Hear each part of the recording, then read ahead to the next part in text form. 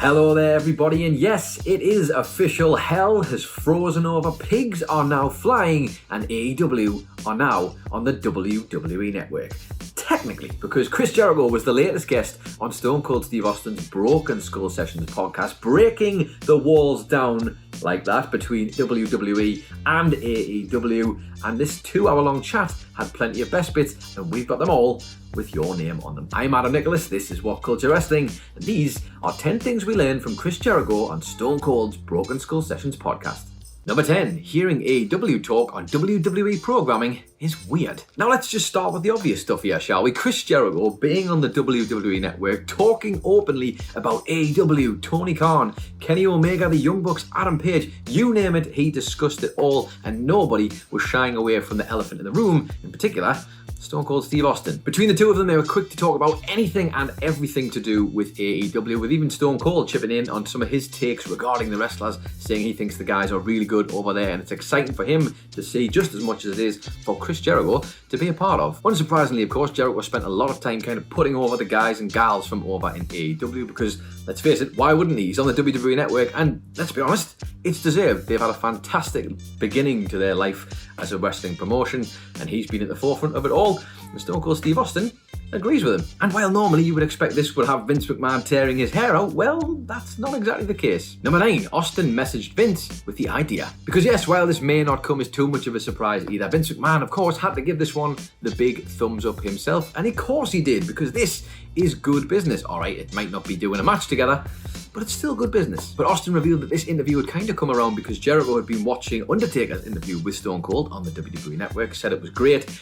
Both of them drinking cocktails at around about 1:30 in the morning, a quick text between the two. Next thing you know, they're having an hour-long catch-up and putting the world to rights. That catch-up chat would plant the seed in Austin's head where he began to think maybe it would be a good idea to have this kind of chat, but on the podcast. Something that seemed impossible to Jericho, but he said he would be up for it if Vince McMahon would be cool with it. So Austin, sure enough, shoots Vince a text, but apparently Vince was like, yep, let's go for it. But obviously we have all heard Vince McMahon call AEW a blood and guts outfit. We've heard Triple H call them pissants. So I think Austin was a bit wise to this and wanted to make sure that this was definitely okay. So he double checked with Vince and he actually said he thinks the whole thing's a really good idea. Number 8, sometimes Jericho feels like Vince. Now with Jericho being a 30-year veteran of the pro wrestling game, him going to AEW was always going to see him in somewhat of an elder statesman role there. He's got the experience of being on live TV, years of being in the pro wrestling business, a lot of which the guys and gals at AEW didn't have. Now obviously never afraid to put himself over, Jericho described himself as feeling like Vince McMahon at times because he says he has a line of people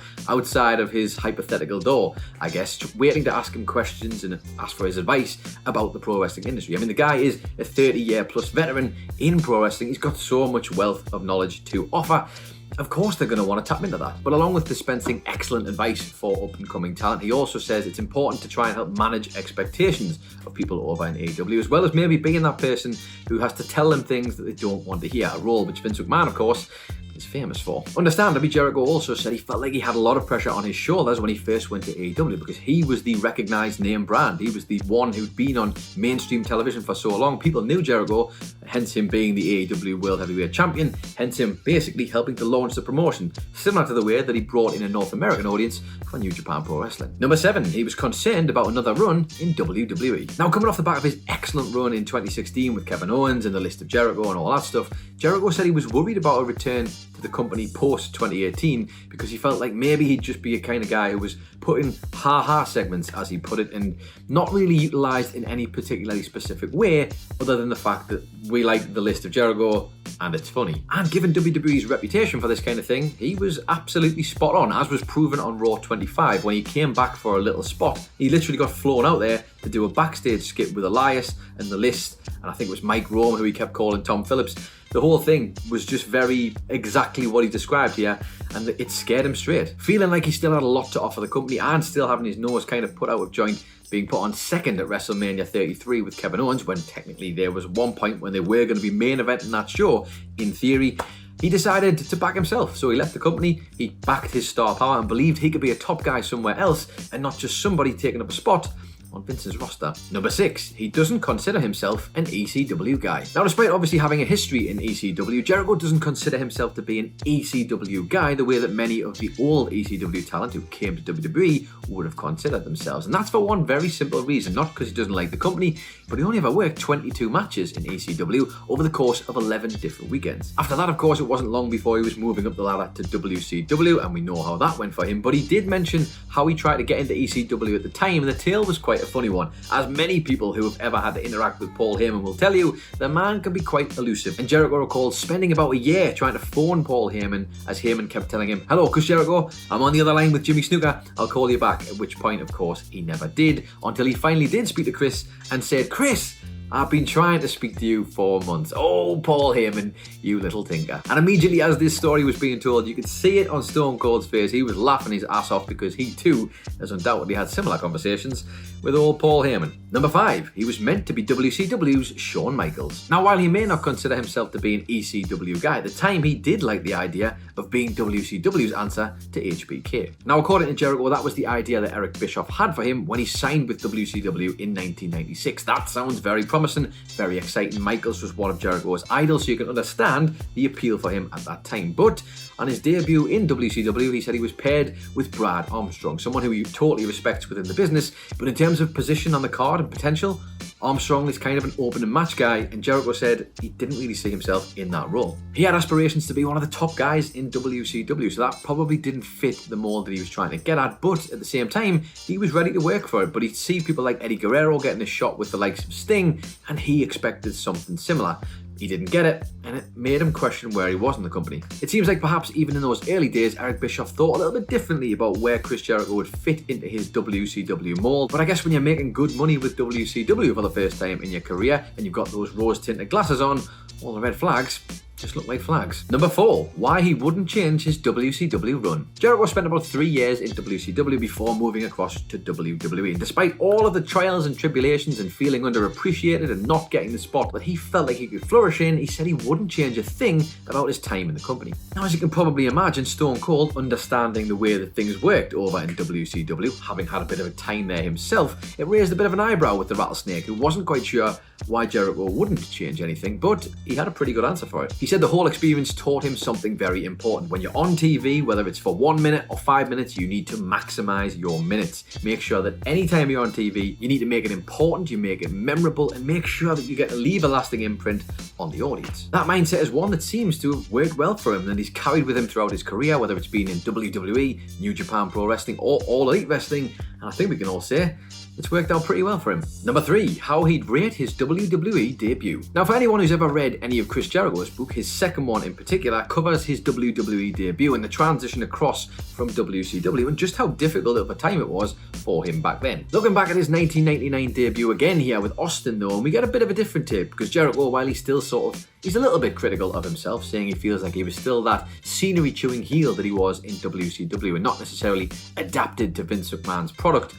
Austin has a bit of a counter for that. He says no, he disagrees. He feels like this debut was actually one of the best ever. While Jericho obviously did appreciate that praise from Austin, I mean, it can't be bad when Stone Cold says it's one of the best ever, he still rates his WWE debut as about an 8 out of 10. He says there's a few things he feels he could do better, although at the time, he was probably doing the best he possibly could. But he did say that none of it would have been as good as it was without the help of the great one, The Rock himself, who obviously gave Jericho that opportunity to interrupt his promo and helped him to sort of refine the ideas that he already had. He said in terms of an ex-WCW guy coming across to WWE, The Rock could have quite easily said, no, I don't want him in the middle of my promo, but he didn't do that. He wanted to help Jericho because helping Jericho would help The Rock, which would help the company overall, which kind of just makes sense, doesn't it? Incidentally though, Austin gave the whole thing a 10 out of 10. Just full of praise for the guy. Number 2, when he finally felt like Chris Jericho. In another moment that raised the eyebrows of the Rattlesnake, Jericho said that he didn't actually feel like Chris Jericho, the character, properly until 2008. Jericho mentions how his return in 2007, the year prior, had just kind of felt a bit lukewarm. He hadn't done enough to change up the character, almost like he was just playing the greatest hits of Chris Jericho, but unfortunately, he had different hair now, different gear, and people just weren't connecting with it. It was at that point he realised he was going to need to do something else to change and evolve the character if he was going to be interesting again. So he joined the Groundlings, went and started learning acting for real there, which he'd never done prior to that, and tried to understand the ways in which to get into a character and understand where he was drawing emotion from. So combining all those things he'd learned from the acting classes and the techniques that he had to become a better character, he then developed the look. He stripped away all of the things that made him Chris Jericho back in the day. He swapped his long tights for trunks, his long hair for short hair, and the suits instead of these wild rocker looking clothes. He now looked like a business corporate guy. This was a complete transformation. And the biggest switch around of all of this that probably came from that work with the Groundlings